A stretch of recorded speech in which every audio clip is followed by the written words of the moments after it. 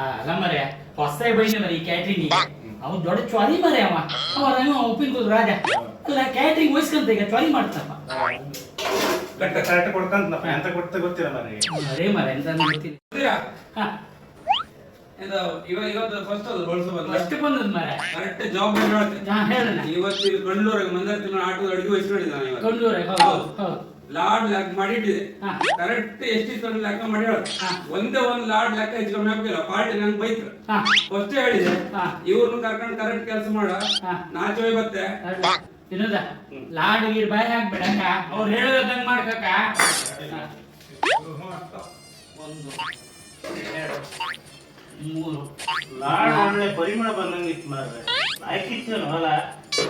ಲಾಯಕಿತ್ತು ಅವ ಎಂತ ಹೇಳಿ ಗೊತ್ತ ಈಗ ಒಂದು ಟೇಸ್ಟ್ ಕಾಂಬರಲ್ಲ ನೀವು ಬ್ಯಾಡ ಮರೆ ಗಾಡಿ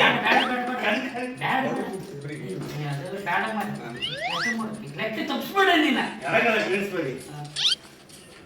ಲೆಕ್ಕ ಮಾಡ್ತಿದ್ಯಲ್ಲ ಹೌದು ಸುಧೀರಣ್ಣ ತುಪ್ಪ ಸ್ಮೆಲ್ ಬರ್ತಿತ್ತು ಮಾರ ಲಾಡ್ ತಿಂಬುದ ನಾನು ಒಂದು ಬ್ಯಾಡ ಮರೆ ಅವ ಆಸೆ ಆಗ್ತಿತ್ತು ನಾ ತಿಂತೆ ಏ ಬಂದವನೇ ಅವ